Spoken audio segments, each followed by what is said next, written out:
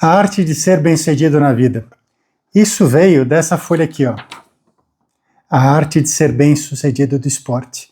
Essa folha original de 1987, que foi retirado do mural da Companhia Atlética, uma das primeiras, ou uma das pioneiras, ou uma das melhores academias de São Paulo.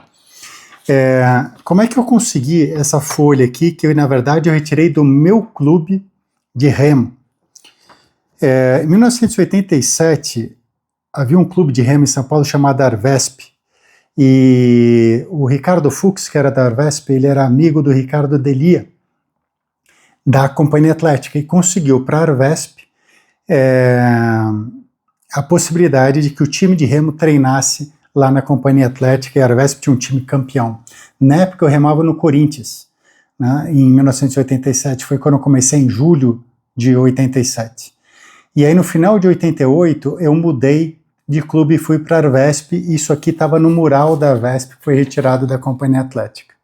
E a leitura disso aqui e o entendimento desse texto mudou muito, né, a maneira de eu ver esporte, a vida, ou encarar os desafios, né, que ele traz 4 tipos de atleta, né, 4 tipos de atleta. Eu vou ler aqui para vocês os 4 tipos.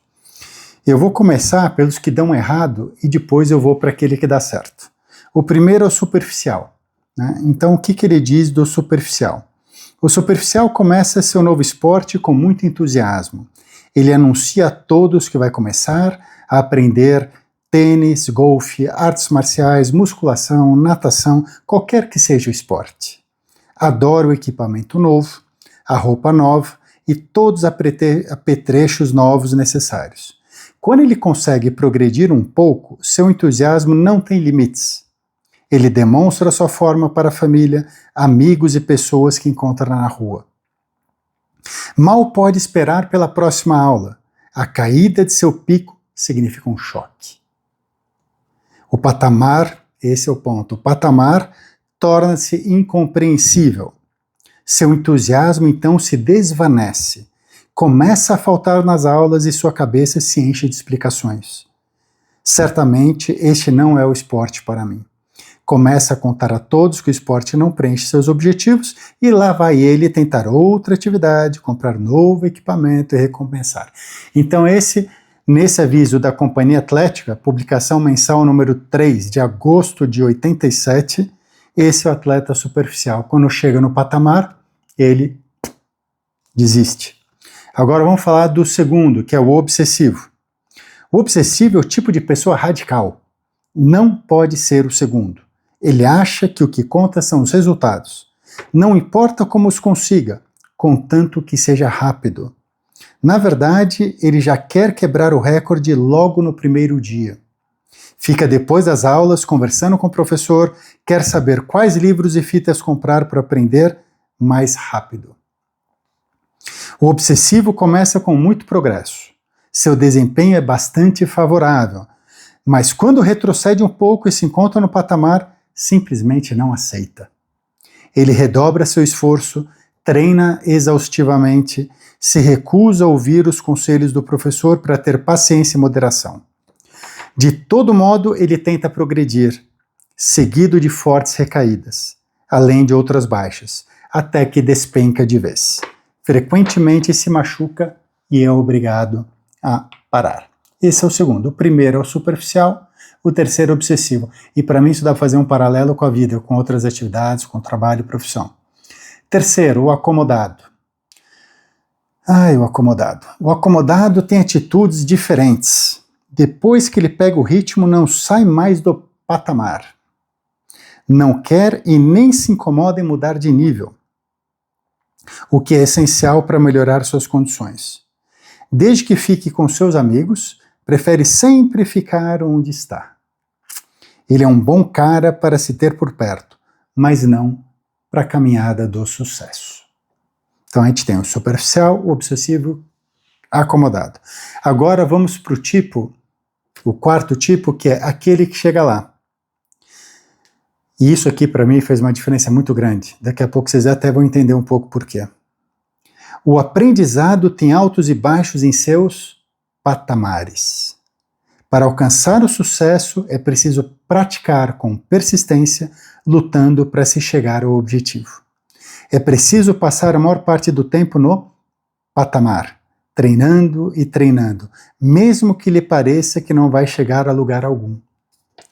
Poucos, infelizmente, têm a paciência de entender o caminho do sucesso. A maioria se encontra nas outras 3 categorias. Então isso aqui foi tão significativo para mim, porque eu mudei para a Arvesp, esse clube de remo que depois virou Bandeirante, que é o clube desse símbolo aqui. Eu mudei para lá em final de 88, né? E eu devo ter pego isso logo que eu entrei no clube, pedindo permissão, obviamente, para pegar do mural. E eu era um garoto que, em 88, eu tinha 16 anos. Eu mudei para lá em final de 88, comecei a treinar lá em 89. E de um garoto muito frágil, fraco, cheio de apelidos, né? Eu, com base nisso e apoio também, né, de técnicos eu tive na época do Júnior, meu técnico era o Pedro, e logo na sequência eu tive atenção, né, tive o privilégio de ser treinado pelo Luiz Alfredo, que foi remador olímpico da Olimpíada de Los Angeles em 84. Então ele me pegou, ele me ensinou e fortalecia muito esses conceitos aqui comigo. E aí no final, essa história de você conseguir entender que assim, você vai progredir, depois de um tempo não adianta o que você fazer, você vai ficar num patamar, você pode até cair um tiquinho, mas você tem que ficar no patamar por um tempo, para depois você ter mais um ciclo de crescimento, de melhoria, né? E assim sucessivamente, depois vai vir outro patamar, pode cair um pouquinho, mas você tem que continuar firme, até você ter um outro ciclo de crescimento. E com esse pensamento, com esse aprendizado que eu tive, em 1993, eu tive a minha primeira convocação para a seleção brasileira, minha primeira participação como membro da seleção brasileira, no caso foi seleção brasileira universitária, que eu fui participar do World University Games, que é a Universiade, em 1993. Né? A Universiade foi em Buffalo, nos Estados Unidos, e as regatas foi em St. Catharines, no Canadá, lugar lindo, ali perto de Niagara Falls. E em 1994, até em razão de todo esse histórico, né, a minha gratidão a uma pessoa como Ricardo Delia, né, porque ele apoiou o clube com a companhia atlética, que era o que existia, era fantástica a academia. Depois, logo, a companhia atlética eu não cheguei a frequentar nessa época porque eu não era do clube. Quando eu entrei para o clube e comecei a minha primeira temporada em 89 como júnior, né, logo após, o Ricardo Delia abriu a Physis, que era uma companhia, era uma academia que tinha tudo eletrônico, era tudo digital, era muita novidade. Foi a primeira vez que realmente eu fiz um treino orientado de musculação. E logo depois ele abriu a Fórmula Academia, ele participou da abertura, ele era a pessoa por trás da Fórmula Academia, no Shopping Eldorado, que aí sim essa academia foi assim, para arrebentar a boca do balão no que tinha de melhor. E nós fizemos um trabalho, graças ao Ricardo Delia, um trabalho fantástico. E em 1994, eu e meu parceiro Beto, a gente foi campeão brasileiro de remo principal. Fomos campeões em 2 provas no fim de semana, e fazia 43 anos que São Paulo não ganhava uma prova. Então, daquele garoto fraquinho, quando eu comecei, né, até 1994, onde a gente conseguiu quebrar um jejum de 43 anos que São Paulo não ganhava nenhuma prova no Campeonato Brasileiro de Remo, na categoria principal.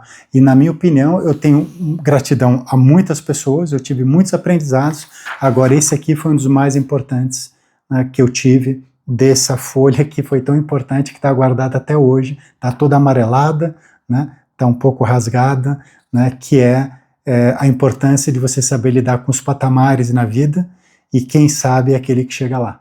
Então essa é a mensagem que eu quero passar para vocês, de algo que foi muito importante na minha vida, e eu tenho guardado até hoje numa pasta essa folha, né, publicação mensal número 3, agosto de 87, da Companhia Atlética.